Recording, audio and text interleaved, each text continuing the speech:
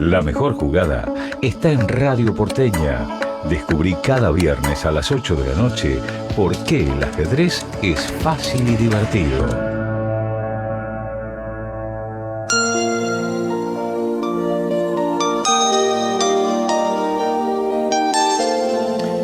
...20:42... esta cortina del amigo del alma... con la que habitualmente presentamos a Horacio Olivera... nuestro historiador, el hombre que nos lleva y nos pasea en tiempos de pandemia... viajamos de continente a continente... arrancó allá por el mes de febrero... hablando del ajedrez en el siglo XV... la llegada de Ruy López de Segura... los primeros campeones mundiales oficiosos... y así semana tras semana nos fue contando historias. Ya estamos en el siglo XX... ya llegamos al tercer campeón mundial, que era José Raúl Capablanca. Y la semana pasada nos prometió, bueno, el viaje próximo es a la ciudad de Nueva York. Allí se va a jugar un torneo importante en 1924. Hola Horacio, ¿cómo estás? Hola Carlos, ¿qué tal? Buenas noches. Aquí estirando un poquito la cortina, todos tenemos unos problemitas hoy con el Skype y nuestro operador parece que tuviera 5 manos, no 5 dedos, 5 manos. Pero está teniendo fenómeno el programa. No bueno, me gusta. Bueno, ¿qué tenemos para hoy?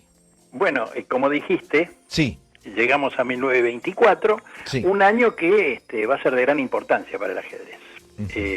No solo por el torneo ese que acabas de nombrar, que se jugó en New York, que ahora vamos a ver, sino también hubo un evento realmente fantástico, un evento fundacional, digamos así, que ocurrió en Europa y que vamos a detallar ahora. Sí. Vamos por partes. Vamos. A fines de 1923, Alexander Alekhine, que ya era una estrella largamente consagrada y ya buscaba desafiar a Capablanca, estando de visita en los Estados Unidos para dar exhibiciones simultáneas, se reunió con algunos dirigentes y con empresarios neoyorquinos para explorar esa posibilidad de organizar un desafío a Capablanca por el título del mundo.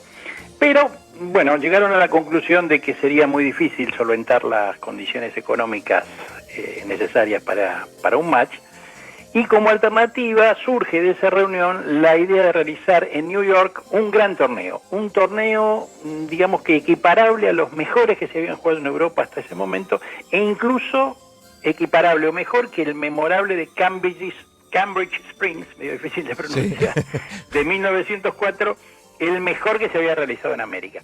Bueno, fue así que con el aporte de algunos sponsors particulares y el apoyo del Manhattan Chess Club, muy poco después, en marzo de 1924, estuvo todo listo para la disputa de un torneo que tenía pocos parangones hasta ese momento en cuanto a lo que es la calidad, la homogénea calidad de los participantes del mismo. A excepción de Rubinstein y Nimzovich, sí, se dieron cita en la populosa, pujante, maravillosa ciudad norteamericana todos los mejores jugadores de su tiempo, encabezados por el campeón del mundo, desde ya, sí, favorito al triunfo, por supuesto, sí, José Raúl Capablanca, y otras estrellas que conformaban un lote de 11 participantes que jugaron un certamen a doble vuelta. Sí. Se jugó en el Hotel Alamac, un hotel importante de New York, muy cerca de el Central Park, que como sabemos es un lugar,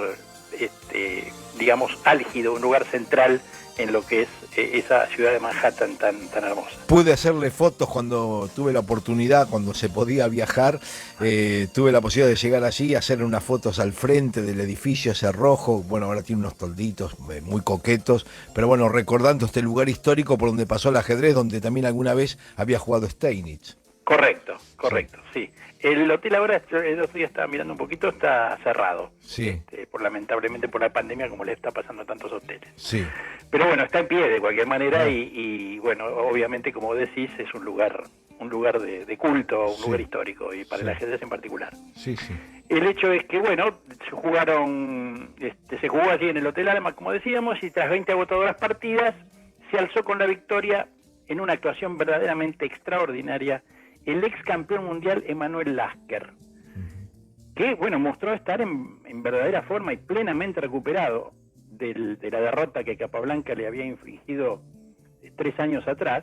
Sí. Y digo extraordinaria actuación porque Lasker tenía, en este momento en que gana este torneo fortísimo, tenía 56 años, una edad en la que un ajedrecista de élite, tanto antes como ahora, claro, ya se lo considera jubilado. Claro, claro. Entonces, bueno, el Lasker triunfó invicto, aventajó por 1,5 puntos de diferencia al campeón mundial José Raúl Capablanca, Sí. que es el que lo había despojado del título. Sí. Y tercero, con 2,5 puntos menos que Capablanca, mirá la diferencia en un torneo de tanta fuerza. Sí. Ahí entró Alekhine en el tercer lugar. Sí. Y después Marshall. Jugaban todos. Bueno, Sí. pero hay una perlita más de este torneo que fue protagonizada por el Checo Reti, que era un jugador de primerísimo nivel, que terminó también en los puestos de privilegio, 5º puesto, Sí.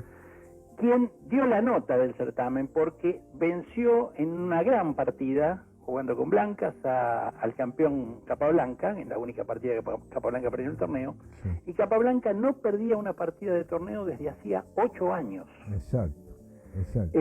Bueno, evidentemente ningún aditamento le faltó a este torneo para hacer un torneo, digamos, de los más memorables de todos los tiempos. Sí.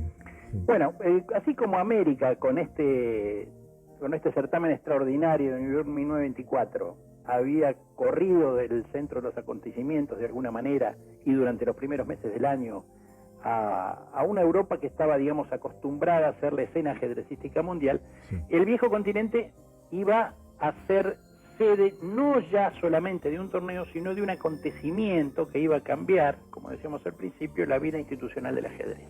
Sí.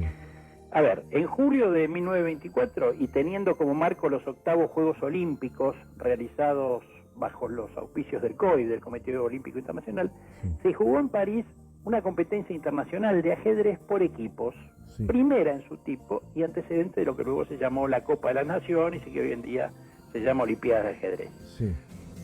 Pero en esta ocasión se le dio en llamar, tal vez por ser la primera vez, una denominación humilde que se llamó Torneo de Aficionados de Ajedrez, Sí. en el que resultó campeón el team checoslovaco, y la Argentina, que era el único país americano participante, ocupó un muy honroso 5º lugar con actuaciones muy destacadas de quienes hoy son considerados próceres de nuestro ajedrez, como Palau, Reca, Fernández Coria, y desde ya el inigualable Roberto Grau, el padre del ajedrez argentino. Exacto. Terminada esta competencia, y vamos ahora sí concretamente al acontecimiento singular al que nos referimos, un grupo de ajedrecistas, obviamente con inclinaciones dirigenciales, ¿no?, Sí. liderados por el local Pierre Vincent, dio forma a una idea bastante repetidamente esbozada, digamos así, durante años en foros ajedrecísticos internacionales, pero nunca definitivamente concretada en los hechos. Y es la conformación de un organismo rector de las regulaciones normativas y procederes del ajedrez competitivo. Así, el 20 de julio de 1924 nació la Federación Internacional de Ajedrez, Claro. conocida primero como FIE y luego y definitivamente como FIDE por Sí. su acrónimo en francés. Exacto. Argentina fue uno de los firmantes del acta fundacional a través de Roberto Grau, quien representaba a la federación de nuestro país, y adquiría así, más allá de sus enormes calidades como jugador, digamos que un lustre especial en su calidad de dirigente internacional. Sí. Era el holandés Alexander Rev, un jugador muy conocido y problemista conocido. Fue designado como el primer presidente del nuevo organismo y sostuvo ese cargo durante 25 años. Hay que señalar, sí, que la influencia de la FIDE tardó en hacerse sentir, pues durante varios años su existencia fue casi una cuestión formal, Sí. sobre todo en lo relativo a las regulaciones para el campeonato del mundo, y solamente después de la Segunda Guerra Mundial, es decir, del 45 en adelante, tomó verdaderamente las riendas como organismo rector del ajedrez competitivo. Mira. No obstante, el hecho mismo de su fundación cristalizó por fin la gran cantidad de ideas que desde el mismo inicio del siglo XX, se habían proyectado para la creación de una organización rectora del ajedrez mundial. Claro. Así que el viernes lo seguimos, Carlitos. Bueno, mira, te escuchaba atentamente, no te interrumpía porque ahora no estamos en el estudio. Iba marcando algunas apostillas de lo que contaste de Roberto Grau. Bueno, así como vos decís, el padre del ajedrez argentino y la importancia que ha tenido para nosotros el programa Frente al Tablero. Es una especie de tributo, un homenaje al creador de la columna de Frente al Tablero en el Diario Claro. La Nación. así es. Roberto Grau ya por 1926 fue el creador de esta columna llamada Frente al Tablero. Así es. Y en ese torneo que vos contás, hay una historia triste, ¿no? Pero bueno, contada por la hija propia de Grau en uno de los libros últimos que había sacado Sebastián Morgado. Contaba que en ese torneo de 1924 en París, antes de la rueda, había entrado una vidente a la sala. Y que, bueno, era una señora que leía las manos. Y parece que Roberto Grau, bueno, accedió a que le leyeran la mano. Y le dijo en 1924, usted dentro de 20 años va a sufrir un infarto cerebral. Bueno, causó un poco de gracia entre los jugadores y siguió. En 1944 falleció Roberto Grau. Es un poco de tema vinculado con su actuación en París en 1924. Sí, seguro. Y después te escuché lo que me contabas del torneo de Nueva York. Había una cosa que me llamaba la atención por lo que pasa hoy. Te hablo esto un poquito más porque tenemos unos minutos más hoy porque arrancamos un poquito más tarde. Viste que ahora es normal ver las partidas que Cárcel juegue hoy con Nakamura, la semana que viene, el mes que viene, juegan muy seguido. En aquel momento, en 1924, lo que vos estás contando, hubo jugadores que para llegar a Nueva York... No, bueno, escúchame, los jugadores que fueron a Nueva York, los europeos, los metieron a todos en un barco sí. Y los llevaron a todos en el mismo barco que salió no sé dónde, claro. de Europa, y tardaron no sé cuánto tiempo hasta que desembarcaron en Nueva York. Claro, por supuesto, no se veían las caras frecuentemente. Eso ha cambiado muchísimo. Bueno, las comunicaciones lo han hecho todo, ¿no? Claro. Y los medios de transporte en su momento también, por supuesto. Comentan que para llegar a un tren Lasker no podía llegar porque el barco se había detenido por el tema del hielo y no sé cuánto. Exacto, eso pasó también en este torneo de 1824. Sí, en 1924. Y otra cosa que pasó en ese torneo que yo no lo sabía, que bueno, cuando empecé a escribir los artículos en la revista Los Domingos La Nación me había informado que ahora que te están hablando del Armagedón, viste que dicen, no, si las partidas te vienen empatadas, que jueguen enseguida una rápida.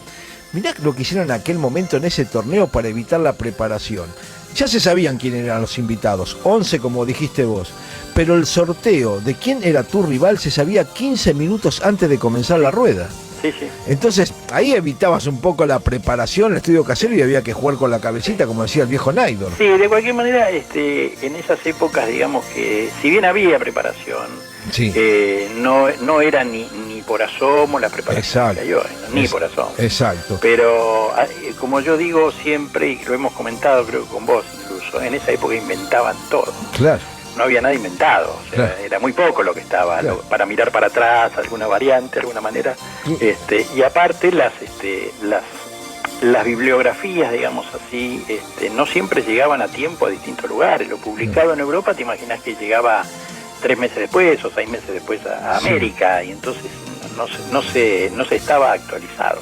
Y vos contaste que en este torneo de Nueva York 1924 salió primero Lasker, segundo Capablanca, tercero Alekhine y cuarto Marshall. Ellos mismos salieron... Y quinto Reti.